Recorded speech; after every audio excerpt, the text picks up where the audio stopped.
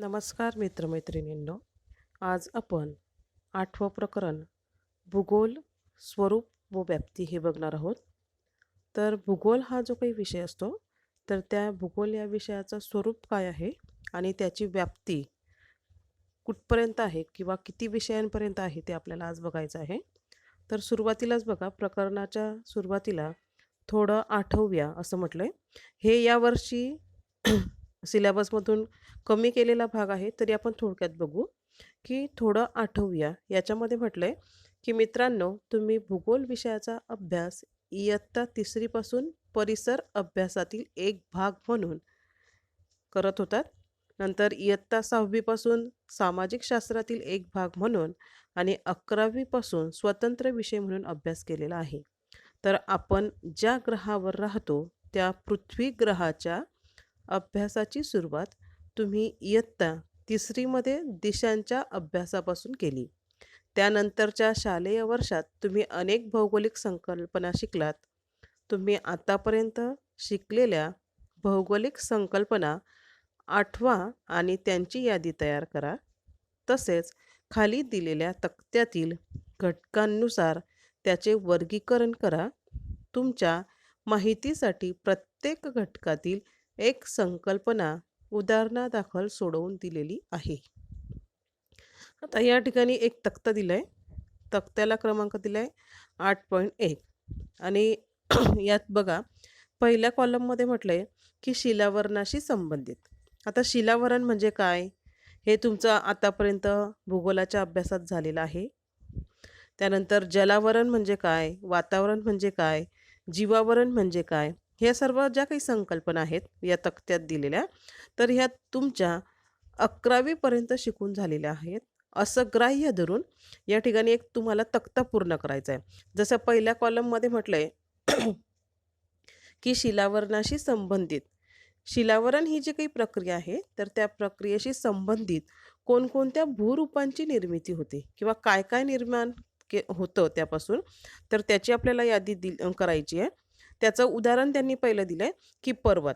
आता शिलावर म्हणजे ज्वालामुखीच्या उद्रेकामुळे जे काही शिलावरण तयार होतं, तर त्याच्यामध्ये पर्वताची निर्मिती होते. त्याच पद्धतीने भूकवच असेल, गाभा असेल, टेकड्या असतील, वाळवंट असेल, भूरूप असतील, उतार असेल, बरोबर, पठार आहे, नंतर मैदानी प्रदेश असतील, किनारी प्रदेश असेल, तर या सर्व ही जी काही भूरूप आहेत, तर किंवा ह्या काही संकल्पना आहेत, तर या शिलावरणाशी संबंधित आपल्याला दिसून येतात.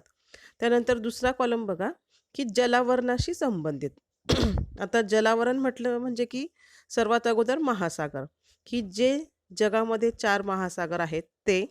त्यानंतर त्या महासागरांची तटरचना असेल, जलमग्न भूरूप असतील, बेटं असतील, सागर असेल, उपसागर असतील, खाडी असेल, उपनद्या असतील, सरोवर असेल, हिमनदी असेल, नंतर समुद्राच्या क्षारतेचं प्रमाण असेल, भरती ओहोटी असेल, तर या सर्वांचा संबंध जलावरणाशी आपल्याला दिसून येतो. त्यानंतर तिसरा कॉलम बघा, की वातावरणाशी संबंधित. आता वातावरण म्हणजे काय ही संकल्पना आपण बघितलेली आहे. तर वातावरणामध्ये बघा, की हवामान असेल. आता हवामानाचे प्रदेश येतात. उष्णकटिबंधीय हवामानाचा प्रदेश, उपउष्णकटिबंधीय प्रदेश, बरोबर, समशीतोष्ण हवामानाचा प्रदेश. मग हे जे काही प्रदेश आहेत समजा हवामानाशी निगडीत, त्या सर्वांचा समावेश याच्यामध्ये करता येईल. किंवा तापमानाचं वितरण जे आपल्याला वेगवेगळं दिसतं जगामध्ये, तर त्याचं वितरण आपल्याला या ठिकाणी सांगता येईल. पर्जन्याचं वितरण सांगता येईल. त्यानंतर हवेचा दाब असेल, वाऱ्याचे प्रकार असेल, तर या सर्वांचा समावेश वातावरणाशी आपल्याला या तिसऱ्या कॉलममध्ये सांगता येईल. त्यानंतर चौथा कॉलम दिला आहे बघा, जीवावरणाशी संबंधित. आता जीवावरणाशी संबंधितमध्ये वनस्पती असतील. आता पहिलं आपल्याला उदाहरण दिलं आहे की वनस्पती. मग वनस्पती एकच आहे का? तर वनस्पतींचे असंख्य प्रकार आपण सांगू शकतो. वनांचे प्रकार त्या ठिकाणी सांगू शकतो. आणि वनांमध्ये जी परिसंस्था असते किंवा प्राणी असतील विविध, त्यांचे ज्या काही परिसंस्था असतात, तर त्यांच्यात जे काही अन्न साखळी असेल ते आपल्याला सांगता येईल.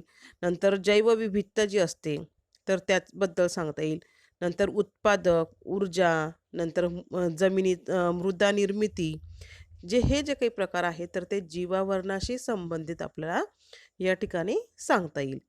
पुढचा कॉलम दिलाय बघा, मानव आणि त्यांच्या क्रियांशी संबंधित. तर मानव जो काही आहे तर मानव हा काय करतो की जे काही प्राकृतिक घटक आहे तर त्यांच्याशी त्या ठिकाणी त्यांच्या आंतरक्रिया होत असतात आणि त्याच्यामधून तो आपल्या आर्थिक प्राप्ती करून घेताना आपल्याला दिसून येतो. जसं मृदा असेल तर त्या मृदेमध्ये तो त्या ठिकाणी तिला उपजत करून शेती योग्य जमीन बनवतो आणि त्याच्यापासून उत्पादन घेऊन तो आपला आर्थिक लाभ करताना आपल्याला दिसून येतो. तर त्याच उदाहरण पहिलं दिलं होतं, शेती असेल, वनउद्योग असेल, खाणकाम असेल, मासेमारी असतील. तर हे जे काही आहे मानवाशी संबंधित सर्व ज्या काही क्रिया आहेत ह्या प्राकृतिक घटक झाले. तसेच आपल्याला पुढचं सांगता येईल की वाहतूक असेल, शिक्षण असेल, व्यापार आहे, तंत्रज्ञान असेल, नंतर संदेशवहनाचे साधनं असतील, मानवी वस्त्या असतील. तर या सर्वांचा समावेश आपण मानव व त्यांच्या क्रियांशी संबंधित जे काही कॉलम आहे तर त्याच्यामध्ये सांगू शकतो. आणि पुढचं दिलं आहे शेवटचा कॉलम की इतर संकल्पना. आता भूगोलामध्ये बऱ्याचशा संकल्पना आहेत, असंख्य आपण सांगू शकतो. जसं नकाशा. नकाशा म्हटला की भूगोलामध्ये नकाशाला त्याचा आत्मा असं म्हटलं जातं. की बघा तुम्ही कोणतंही भूगोलाचं पुस्तक बघा की त्यात नकाशा हा असतोच. बिना नकाशाचं भूगोलाचं पुस्तक आपल्याला सापडत नाही. तर नकाशा त्या ठिकाणी सर्वात महत्त्वाचा आपल्याला दिसून येतो. त्यानंतर सूर्यमाला असेल, उपग्रह असतील, परिवलन असेल, परिभ्रमण असेल, नंतर दिशा असतील, नकाशांचे प्रकार आहेत असंख्य. नंतर स्थलदर्शक नकाशे, सांकेतिक चिन्हे. आता तुम्ही नकाशे वाचन कसं करायचं? तर नकाशा वाचन करताना आपल्याला सांकेतिक चिन्ह माहिती असणं गरजेचं असतं. मग असं तुम्ही बघितलेलं आहे किंवा तुम्ही शिकलेला आहात, तर त्याच्यावरून आपल्याला इतर संकल्पना या ठिकाणी असंख्य सांगता येतील. नंतर आपण अजून सांगू शकतो की वृत्त जाडी म्हणजे काय, अक्षवृत्त म्हणजे काय, रेखावृत्त म्हणजे काय. तर आपल्याला ह्या ज्या काही भूगोलातील संकल्पना आहेत तर त्या या शेवटच्या कॉलममध्ये मांडायच्या आहेत. ठीक आहे. अशा पद्धतीने हा चार्ट पूर्ण केल्यानंतर त्याचं थोडंसं स्पष्टीकरण या ठिकाणी दिले की भूगोलाचा अभ्यास करताना तुम्ही पृथ्वीच्या प्राकृतिक पर्यावरणाबरोबरच मानवी क्रिया व त्याच्या परस्परांशी असलेला संबंध अभ्यासलेला आहे. आता फक्त भूगोल म्हटला की फक्त पृथ्वीच का? फक्त पृथ्वीचाच पर्यावरणाचा अभ्यास करायचा का? तर नाही. तर त्या पृथ्वीच्या प्राकृतिक पर्यावरणासोबतच त्या ठिकाणी मानवी क्रिया ज्या असतात आणि त्यांच्या परस्पर संबंध जो काही असतो प्राकृतिक घटक आणि मानवी क्रियांच्या मधला, तर त्याचा अभ्याससुद्धा भूगोलामध्ये हा केला जात असतो. पृथ्वीच्या भूपृष्ठाचे स्वरूप सगळीकडे समान नसून पृथ्वीवरील अनेक घटकांमध्ये वैविध्य आढळतं. आता बघा तुम्ही पृथ्वी गोल जो आहे भूपृष्ठ जे आहे तर सर्वत्र समान आहे का? सर्वत्र सारखं नाही. सर्वच देशांमध्ये सारखं प्रमाण आपल्याला दिसत नाही. पर्वतीय प्रदेश असेल, कोणताही देश बघा किंवा पूर्ण जग बघा तुम्ही की त्या ठिकाणी समानता नाही. आपल्याला अनेक प्राकृतिकदृष्ट्या सुद्धा विविधता दिसून येते आणि प्राकृतिकदृष्ट्या विविधता आहे म्हणूनच त्या ठिकाणी त्या प्राकृतिक विविधतेमुळे मानवी क्रियांमध्ये सुद्धा आपल्याला फरक जाणवतो. की जसं वातावरण असेल, जशी त्या ठिकाणची परिस्थिती आहे, तशा पद्धतीने मानव त्या ठिकाणी जुळवून घेतो किंवा तशा पद्धतीने तो आपले व्यवसाय उभारत असतो. म्हणून सांगता येईल की पृथ्वीवर आपल्याला प्राकृतिकदृष्ट्या विविधता दिसून येते. जसं पर्वतीय प्रदेश असेल, टेकड्या असतील, मैदानं आहेत, पठारी प्रदेश आहेत, नद्या आहेत, सरोवर असतील, वाळवंटी प्रदेश असेल, तर हे आपल्याला भिन्न-भिन्न दिसतं. सर्वत्र सारखं ते आपल्याला दिसून येत नाही आणि या अशा अनेक घटकांचा अभ्यास आपल्याला भूगोल या विषयामध्ये केला जात असतो. याशिवाय भूगोलामध्ये जागतिक व स्थानिक पातळीवर हवामानाचा आकृतिबंध, त्यांच्या नंतर वनस्पती असेल, वनस्पतींची जीवसहती असेल, प्राण्यांवरचा जीवसहती असेल, मृदा असेल, मृदेचे प्रकार असतील, अशा अनेक घटकांचा अभ्यास या भूगोलामध्ये आपल्याला करावा लागतो. आणि याशिवाय भूरूपांचे प्रकार भूरूप म्हणजे काय? तर जमिनीवर जे काही विविध आकार प्राप्त झालेले असतात, जसं पर्वत असेल, बरोबर, मैदानी प्रदेश असेल, पठारी प्रदेश असेल, तर यांना आपण भूरूप असं म्हणत असतो. आणि या भूरूपांचे प्रकार असतील, नंतर सागरतळ रचना असेल, सागरी प्रवाह असतील, क्षारतेचं प्रमाण असेल पाण्याचं, तर या सर्वांचा अभ्यास जो असेल, तर तो भूगोलामध्ये हा करावा लागत असतो. या सर्व प्राकृतिक घटकांचा मानवी जीवनावर प्रभाव पडतो. बघा, मी अगोदरही म्हटलं, की प्राकृतिक घटक जसे असतील, तर तसं मानव आपला त्या ठिकाणचा व्यवसाय असेल किंवा आपलं जे काही जीवन आहे, तर तो बदलून घेतो, की प्राकृतिकदृष्ट्या तो त्याच्याशी सहमत असतो, की जशी त्या ठिकाणी अनुकूलता असेल, जसं वातावरण असेल, तर तसं तो आपलं जीवन त्या ठिकाणी घडवताना आपल्याला दिसून येतो. तर जे काही प्राकृतिक घटक आहे, तर त्या प्राकृतिक घटकांचा मानवी जीवनावर प्रभाव जो असतो, तर तो मोठ्या प्रमाणात पडताना आपल्याला दिसून येत असतो. तर याचा परिणाम आणि आपल्या सामाजिक व सांस्कृतिकमध्ये जे काही असेल, तर तो मानवाच्या सांस्कृतिक आणि सामाजिक घटकांमध्ये सुद्धा त्या प्राकृतिक घटकांचा जो काही बदल असेल, तर तो आपल्याला झालेला दिसून येताना दिसतो. आता बघा, की विविध समजा पर्वतीय प्रदेश असतील, तर त्या ठिकाणी वाहतुकीची जी काही सुगमता असतील, तर ती काही अंशी आपल्याला कमी दिसते. मग अशा वेळेस त्या ठिकाणी माणूस जुळवून घेत असतो, की आपल्या पायथ्याकडे जो काही भाग असेल कमी उताराचा, तर अशा ठिकाणी वस्त्या स्थापन करताना दिसून येतो. नंतर मैदानी प्रदेश असेल, तर अशा मैदानी प्रदेशांमध्ये शेतीयोग्य जमीन जास्त असते. म्हणून त्या ठिकाणी लोकसंख्येचं केंद्रीकरण आपल्याला मोठ्या प्रमाणात झालेलं दिसून येत असतं. ठीक आहे. ही जी काही विविधता असेल, तर विविधता वस्त्या, वाहतुकीचे जाळे, बंदर, बाजारपेठ आणि इतर अनेक घटकांच्या स्वरूपात दिसते. हे घटक मानवाने त्याच्या सांस्कृतिक विकासाच्या कालखंडात निर्माण केलेले आहेत. आता बघा, की भूगोल अभ्यासकांचे समजा जर विचार केला, तर भूगोलाच्या 2 गट किंवा 2 शाखा झालेल्या आपल्याला दिसून येतात. एक प्राकृतिक घटक ज्या ठिकाणी आहेत, तर अशा प्राकृतिक घटकांचा अभ्यास करणारी जी काही भूगोलाची शाखा असते, तर त्या शाखेला प्राकृतिक भूगोल असं त्या ठिकाणी म्हटलं जातं. तर प्राकृतिक घटक म्हणजे कोणकोणते? आता आपण जसं वर बघितलं, की पर्वत असेल, टेकड्या असतील, मैदानी प्रदेश असेल, महासागर असेल, नद्या असतील, वाळवंटी भाग आहे. तर हे सर्व प्राकृतिक घटक आहे. प्रकृतीने निर्माण केलेले ते घटक आहे आणि या सर्वांचा अभ्यास करणारी जी काही शाखा असेल, तर तिला आपण प्राकृतिक भूगोल असं म्हणू शकतो. त्यानंतर दुसरी शाखा असते मानवी भूगोल. आता मानवी भूगोल जो काही असतो, तर त्या मानवी भूगोलामध्ये आपल्याला असं दिसून येतं, की मानव आणि त्याचा पर्यावरणाशी असलेला संबंध. फक्त मानवाचाच अभ्यास करायचा असं नाही. तर मानव हा एकटा त्या ठिकाणी राहूही शकत नाही. तर तो प्रकृती म्हणजे प्राकृतिक जे काही घटक आहे, तर त्यांच्यासोबत त्यांचे आंतरक्रिया होत असतात. त्यांचा संबंध येतो आणि मानवी भूगोलामध्ये ज्या पर्यावरणाशी मानवाचा संबंध येतो आणि त्याच्यामुळे ज्या काही क्रिया घडून येतात, जसं शेती असेल, खाणकाम असेल, बरोबर? तर ह्या क्रिया तो एकटा करू शकतो का? नाही. तर त्या ठिकाणी प्राकृतिक घटकसुद्धा महत्त्वाचा आहे. ही खनिज उत्खनन केव्हा करेल तो? की ज्यावेळेस त्या प्रदेशामध्ये खनिजांचा साठा असू शकेल किंवा आहे, अशाच प्रदेशात मानव हा काय करेल? खनिजाचं उत्खनन करू शकतो. खाणकाम हा जो काही व्यवसाय आहे, तर करू शकतो. शेतीयोग्य जमीन असेल त्याला तरच त्या ठिकाणी ते शेती करू शकतो, बरोबर? म्हणजे प्राकृतिक घटकसुद्धा या ठिकाणी तितकेच महत्त्वाचे आहे, की मानवासोबत. मग मानव काय करतो, की प्राकृतिक घटकांसोबतच त्याच्या आंतरक्रियांचाच जो काही संबंध असेल, तर त्यांचा अभ्यास करणारी जी काही शाखा आहे, तर त्याला मानवी भूगोल असं म्हटलं जातं.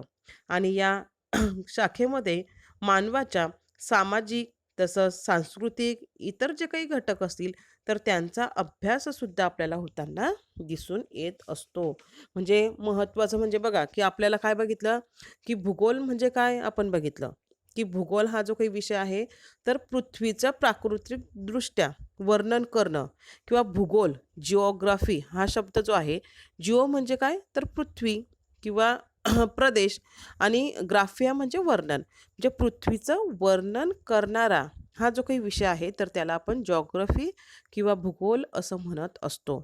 आणि सुरुवातीला बघा की भूगोल हा विषय जो होता तर त्याचा फक्त त्या प्रदेशाचं वर्णन करणं किंवा जी काही पृथ्वी आहे तर तिच्यामध्ये जे काही विविध घटक होते तर त्याचा फक्त वर्णन करणं अशीच भूगोलाची सुरुवात झालेली आपल्याला दिसून येते. कालांतरानं त्याच्यामध्ये विविध बदल होत गेले त्या ठिकाणी आणि आपल्याला असं दिसून येतं की भूगोल हा विषयाची व्याप्ती त्या ठिकाणी वाढत जाताना आपल्याला दिसून येते. आणि भूगोलाचा या ठिकाणी आपल्याला मुख्य 2 शाखा दिसून येतात. एक प्राकृतिक भूगोल की ज्यामध्ये भूगोलातील प्राकृतिक घटक जे आहेत तर त्या सर्व घटकांचा अभ्यास केला जातो, म्हणून त्याला प्राकृतिक भूगोल असं म्हटलं जातं. आणि दुसरी शाखा आहे मानवी भूगोल की ज्या शाखेमध्ये मानव आणि प्राकृतिक घटक यांचा सहसंबंध त्या ठिकाणी दर्शवलेला असतो. आणि या शाखेमध्ये मानवाला केंद्रबिंदू मानून मानवाच्या ज्या काही विविध क्रिया आहेत, जसं शेती असेल, व्यवसाय असतील, जे काही आहे तर त्यांचा अभ्यास करणारी जी काही शाखा असेल तर तिला आपण मानवी भूगोल असं म्हणत असतो. ठीक आहे. हा पॉईंट यावर्षी परीक्षेला विचारला जाणार नाही, तरी आपण घेतला थोडक्यात. ठीक आहे, थोडं आठवूया. हे झालं. पुढचं दिलंय की विद्याशाखा म्हणून भूगोलाचे स्वरूप. आता भूगोल ही जी काही विषय आहे तर त्याचं स्वरूप काय आहे बुवा, तर भूगोल म्हणजे पृथ्वी आणि तिच्याशी संबंधित मूलभूत घटकांचा अभ्यास होय. आता आपण अगोदरही बघितलं की भूगोल म्हणजे काय, तर पृथ्वी आणि तिचं वर्णन करणं किंवा तिच्याशी संबंधित जे काही घटक असतील तर त्याचं वर्णन करणं त्यालाच आपण भूगोल असं म्हणत असतो. आणि पृथ्वीवर सदैव परिवर्तन होते व तिच्या प्राकृतिक व सांस्कृतिक पर्यावरणात विविधता आढळते. आता पृथ्वी जी काही आहे तर तिच्यात सदैव बदल होत असतात. आता कोणतीही घटक तुम्ही बघा की बदल हा आवश्यक आहे, परिवर्तन हे सदैव होत असतं. आणि पृथ्वी तर ही काही छोटी वस्तू नाही, बरोबर. एवढ्या मोठ्या पृथ्वीवर काही ना काहीतरी भूगोलाच्या संदर्भात सुद्धा त्या ठिकाणी परिवर्तन हे होतच असतं, बरोबर. म्हणून त्या ठिकाणी दिलंय की पृथ्वीवर सदैव परिवर्तन होते व तिच्या प्राकृतिक व सांस्कृतिक पर्यावरणात विविधता आढळते. म्हणजे पृथ्वीवर जे काही देश आहेत आता तर त्या देशांमध्ये किंवा ते जे काही प्रदेश असतील तर त्यांच्यामध्ये प्राकृतिकदृष्ट्या सुद्धा आणि सांस्कृतिकदृष्ट्या सुद्धा विविधता आढळते. तुम्ही तेवढंच काय की आपला साधा भारताचाही जरी विचार केला तर भारतामध्ये सुद्धा आपल्याला बघा की उत्तरेकडून दक्षिणेपर्यंत किंवा पूर्वपासून पश्चिमेपर्यंत जर आपण जे काही विविध राज्य आहेत भारतातले त्यांचं जर बघितलं तर आपल्याला काय दिसून येतं की प्राकृतिकदृष्ट्या सुद्धा आणि सांस्कृतिकदृष्ट्या सुद्धा काय दिसतंय, विविधता आपल्याला आढळून येते. आणि भूगोल अभ्यासक या घटकांचे वितरण, त्याचे प्रारूप व विविधतेचा अभ्यास करतो. म्हणजे भूगोल अभ्यासक जो आहे तर तो काय करतो की पृथ्वीवर जे काही विविधता आहे कोणाच्या बाबतीत, तर प्राकृतिक घटकांच्या बाबतीत असेल, सांस्कृतिक घटकांच्या बाबतीत असेल, तर यांचा अभ्यास तो जो काही अभ्यासक आहे भूगोलाचा तर तो करताना आपल्याला दिसून येतो. याशिवाय त्यामागील मीमांसांचाही अभ्यास करतो. मग असं का होतं बा, हा जो काही प्रश्न असतो की या प्रदेशात असं का, असे प्राकृतिक घटक का झाले आणि या प्राकृतिक घटकांचा परिणाम काय असेल, तर याचा सुद्धा म्हणजे कारण मीमांसा ज्याला म्हटलं जातं तर त्याचा अभ्यास सुद्धा त्या ठिकाणी हा केला जातो. थोडक्यात काय, तर वितरण आणि प्रारूप यामधील कार्यकारण भाव जाणून घेणे हा भूगोल अभ्यासकाचा मुख्य हेतू असतो. आता बघा, वितरण म्हणजे काय हा शब्द तुम्ही आपण बघितलंय की जे काही विविध प्राकृतिक घटक असतात तर त्यांचं वितरण जे असतं म्हणजे कुठे कुठे कोणते घटक आहेत तर त्याला आपण वितरण असं म्हणतो. आणि प्रारूप यामधील म्हणजे प्राकृतिक घटक तर यांचा कार्यकारण भाव जाणून घेणं हे जे काही असेल तर ते भूगोल अभ्यासकाचा मुख्य हेतू आपल्याला या ठिकाणी दिसून येतो. उदाहरणार्थ दिलंय बघा की विविध प्रदेशातील विविध प्रकारची पिके त्यांच्या अभ्यासातून ते विविध हवामान, मृदा, बाजारातील मागणी, तंत्रज्ञानाचा वापर इत्यादी घटकांचा सहसंबंध जाणून घेतात. आता बघा तुम्ही बघितलं असेल की एखादी ठराविक प्रदेशामध्ये एखादी ठराविक पीकच जे असेल किंवा त्याचं उत्पादन मोठ्या प्रमाणात घेतलं जातं.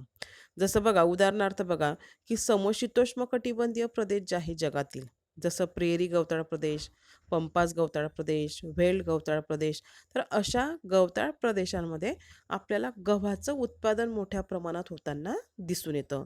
मग हे का होतं? याच्या मागचं कारण काय? त्या ठिकाणचं हवामान कसं आहे, त्या ठिकाणची मृदा कशी आहे, बाजारातील मागणी काय आहे किंवा तंत्रज्ञानाचा वापर केला जातो का? ह्या सर्व गोष्टींचा किंवा या घटकांचा सहसंबंध जाणून घेतात.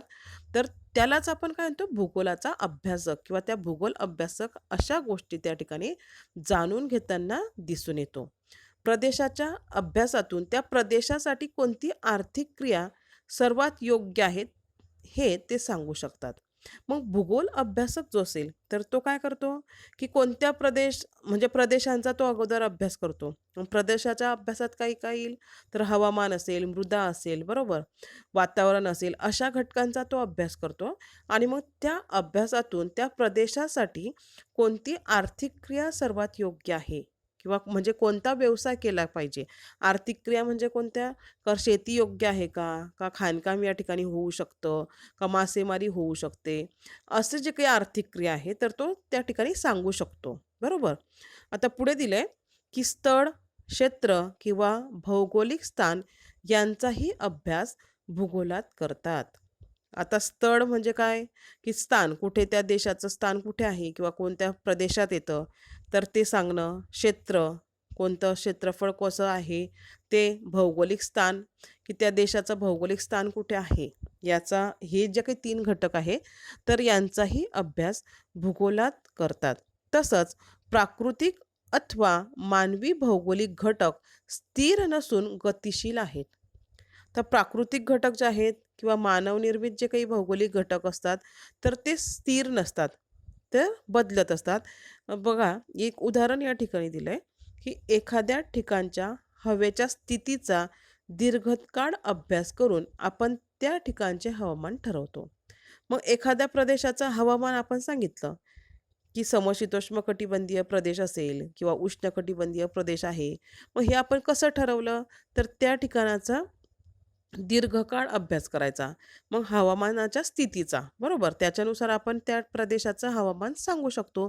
मग दीर्घकाळ म्हणजे काय तर या ठिकाणी कंसात म्हटलंय की साधारणतः 30 वर्ष सलग त्या ठिकाणचा अभ्यास करून भूगोल अभ्यासक त्या ठिकाणचा हवामान आपण आपल्याला सांगू शकतो किंवा ठरवू शकतो.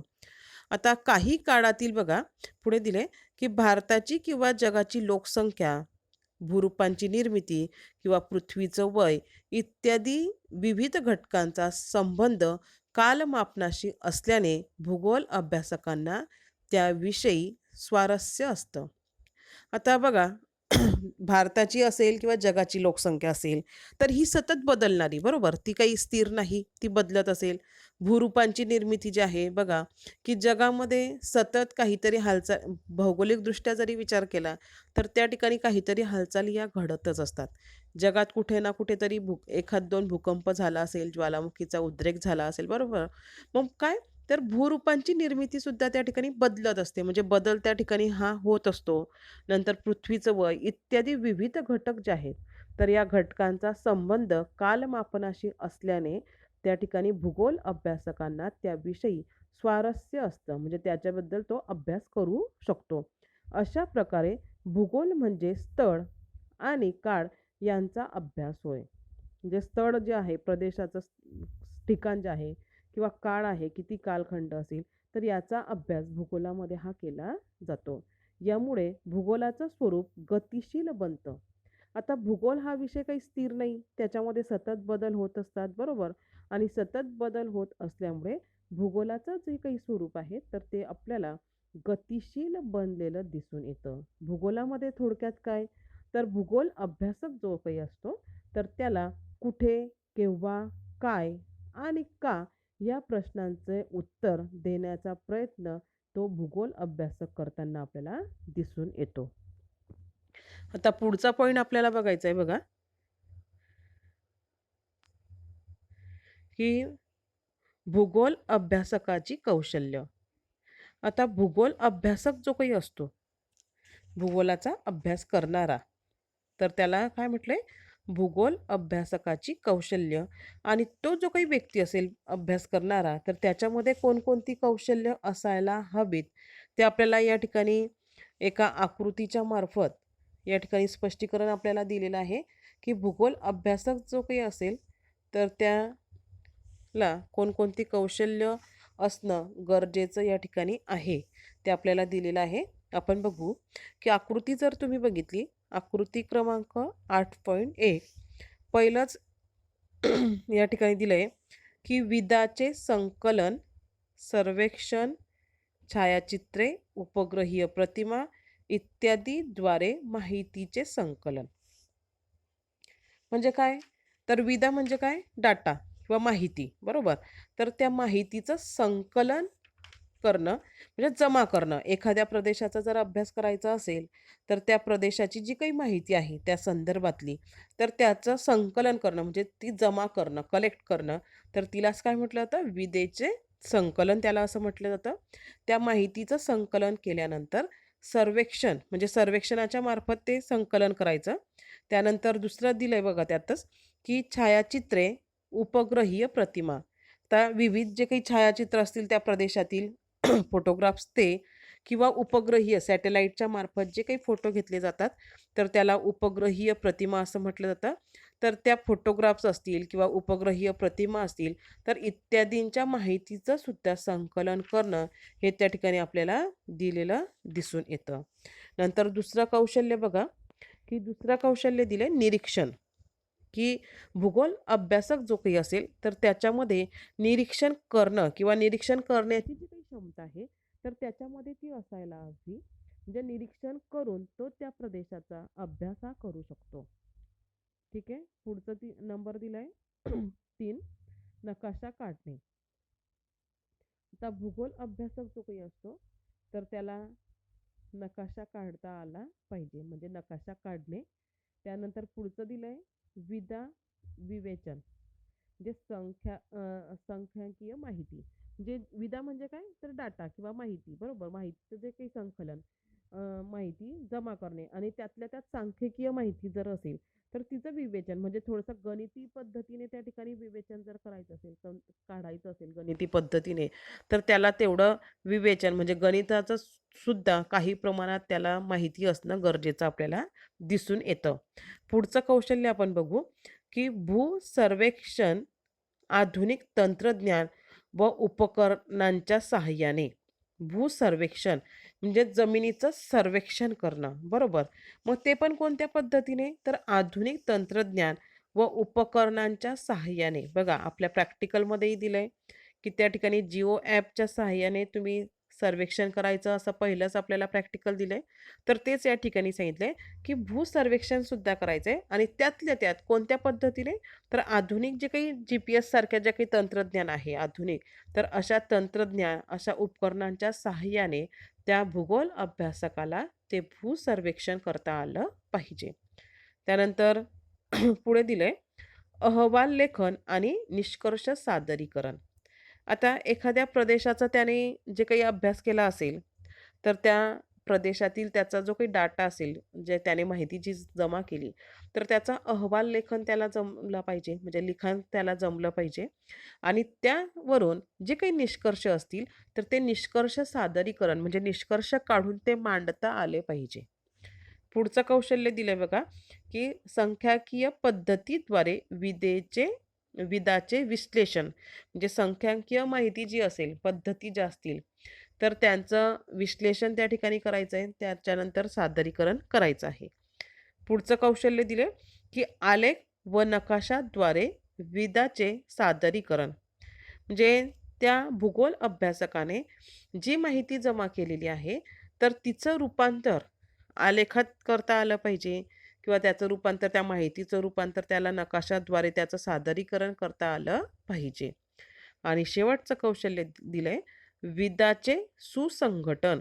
म्हणजे त्याने जी काही माहिती जमा केलेली आहे, डाटा जो काही जमा केलेला आहे, तर त्याचं सुसंघटन त्याला आलं पाहिजे. आपल्याला असं सांगता येईल, की या ठिकाणी जे काही 7-8 कौशल्य दिले, तर एवढी कौशल्य त्या भूगोल अभ्यासकामध्ये असणं हे गरजेचं आपल्याला दिसून येतं. तोच पॉइंट थोडासा स्पष्टीकरणामध्ये दिलाय बघा, की भूगोलाच्या अभ्यासासाठी आवश्यक कौशल्य आणि पद्धती, विविध तंत्र यामुळे या विषयाचे स्वरूप प्रायोगिक आणि कृतिशील बनते. बघा, की भूगोल हा जो काही विषय आहे, तर तो इतर विषयांपेक्षा हा सायन्सशी आपल्याला जोडलेला दिसतो, कला शाखेपेक्षा, की या विषयामध्ये तुम्हाला जे काही कौशल्य आहे, आता आपण जे काही कौशल्य बघितलं, की संख्याकीय माहितीचं विवेचन तुम्हाला आलं पाहिजे, आलेख काढता आला पाहिजे, नकाशा काढता आला पाहिजे, अहवाल लेखन आलं पाहिजे, बरोबर? तर यामुळे या भूगोल विषयामध्ये आपल्याला असं दिसून येतं, की विविध कौशल्य आपल्याला अवगत आली पाहिजे. विविध तंत्रज्ञान जे काही आहे आधुनिक आता, तर ती आली पाहिजे आणि त्यामुळे या विषयाचं जे काही स्वरूप आहे, तर ते प्रायोगिक आणि कृतिशील बनलेलं आपल्याला दिसून येतं. बघा, कला शाखेतील इतर विषयांपेक्षा भूगोलामध्ये आपल्याला प्रायोगिक म्हणजे प्रॅक्टिकल जे वगैरे असतात, तर ते आपल्याला जास्त प्रमाणात दिसून येतात किंवा आहेत. या विषयाचा अभ्यास हा शास्त्रशुद्ध आहे व त्यास नेहमी प्रयोगशीलता, माहिती निरीक्षण प्रकार, माहितीचे विश्लेषण आणि संशोधन निष्कर्ष यांची जोड दिलेली आपल्याला दिसून येते. म्हणजे भूगोल हा जो काही विषय आहे, तर त्या विषयामध्ये फक्त थेअरी नाही, तर त्यासोबतच प्रयोगशीलता जी आहे किंवा निरीक्षणाचे प्रकार, निरीक्षण करणं जे आहे किंवा माहितीचं संकलन असेल, संशोधन असेल, तर यांची जोड मोठ्या प्रमाणात भूगोल या विषयात जोडलेली आपल्याला दिसून येते. भूगोल हा जो काही विषय आहे, तर तो फक्त सिद्धांतावर आधारित नसून त्यामध्ये विविध साधनं, तंत्र, माहितीचं संकलन, विश्लेषण यावर आधारित आपल्याला किंवा त्याच्यावर जोर दिलेला आपल्याला दिसून येतो. सुरुवातीच्या काळात निरीक्षणातून भूगोलाच्या अभ्यासास सुरुवात झाली. की बघा, भूगोल हा जो काही विषय होता, तर भूगोलाची सुरुवातच तशी झाली, की पृथ्वीचं वर्णन करणारा विषय, बरोबर? म्हणजे मग सुरुवात काय होती? तर फक्त निरीक्षण करायचं, की काय-काय होतं बुवा, काय बदल दिसताय, कोणत्या प्रदेशात काय दिसतंय, तर ते निरीक्षण करायचं आणि त्या निरीक्षणातूनच भूगोलाची सुरुवात झालेली आपल्याला दिसून येतं आणि त्या निरीक्षणाचं फक्त काय करायचं? वर्णन करायचं. अशी भूगोलाची सुरुवात आपल्याला दिसून येते. या विषयाचा मागील इतिहास पाहिला तर आपल्याला असं दिसतं, की भूगोल हा जो काही अभ्यासक होता, तर तो पृथ्वीचं वर्णनात्मक लिखाण जे आहे, म्हणजे पृथ्वीबद्दल जे काही वर्णन होतं, लिखाण होतं, तर ते मोठ्या प्रमाणात आपल्याला आजसुद्धा भूगोलाच्या इतिहासामध्ये दिसून येतं. त्यामध्ये एक आता यांनी 2-3 उदाहरणं दिली, की त्यामध्ये सर्वात उल्लेखनीय कार्य ग्रीक तत्त्वज्ञ जो होता हेकेटेस, तर हा हेकेटेस जो आहे, तर हा ग्रीक हा जो काही देश आहे, तर त्या देशाचा आहे आणि त्याने त्याचं पुस्तकाचं नाव दिलंय ग्रेस पिरिऑडिस. म्हणजे ग्रेस पिरिऑडिस हे जे काही आहे म्हणजे काय पृथ्वीचं वर्णन.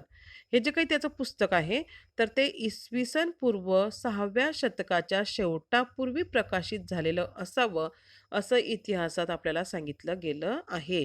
म्हणजे भूगोल हा जो काही विषय आहे, तर त्याचा इतिहास जर आपण बघितला, तर हा फार जुना दिसतो, की इसवी सन पूर्व 6व्या शतकाच्या शेवटी त्या ठिकाणी हा हेकेटस हा जो काही ग्रीक तत्त्वज्ञ होता, तर त्याने ग्रेस पिरिऑडिस हे पुस्तक जे आहे, तर त्याचं लिखाण केलेलं दिसतं आणि त्याच्यामध्ये वर्णनात्मक म्हणजे पृथ्वीचं वर्णन करणारं जे काही घटक असतील, तर त्या पुस्तकात आपल्याला दिसून येतात. यामध्ये सर्वात प्रथम पृथ्वीचे पद्धतशीर वर्णन आहे. हे या पुस्तकामध्ये भूमध्य सागर, बेटे, सामुद्रधुनी नंतर यांच्या सखोल माहिती दिसते. म्हणजे हेकेटेस यांचं जे काही पुस्तक आहे, ग्रेस पिरिऑडिस याच्यामध्ये तर भूमध्य सागर, बेटं, समुद्रधुनी तर यांची सखोल माहिती त्या ठिकाणी लिहिलेली आपल्याला आढळून येते. त्याचबरोबर जगातील सर्व देशांच्या सामान्य आराखड्याचं वर्णन यात केलेलं आपल्याला दिसून येतं.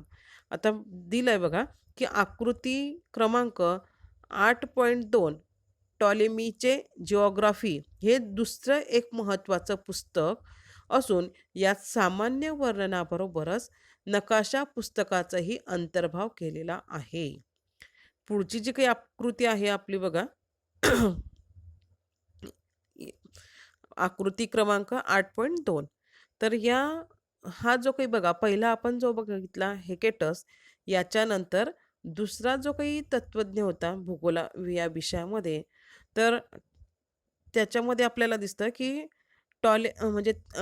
टॉलेमीचे जॉग्राफी हे जे काही दुसरं एक महत्त्वाचं पुस्तक असून, तर या पुस्तकामध्ये आपल्याला असं दिसून येतं की त्या पुस्तकामध्ये नकाशा जे आहे तर त्याचा सुरुवात किंवा त्याचा अंतर्भाव त्या ठिकाणी त्या पुस्तकामध्ये केलेला आपल्याला दिसून येतो. म्हणजे पहिलं जे काही पुस्तक होतं हेकेटेसचं, तर त्या पुस्तकामध्ये फक्त वर्णन केलेलं होतं. पृथ्वीचा कोणताही नकाशा किंवा कोणत्याही प्रदेशाचा नकाशा त्यात दिलेला नव्हता.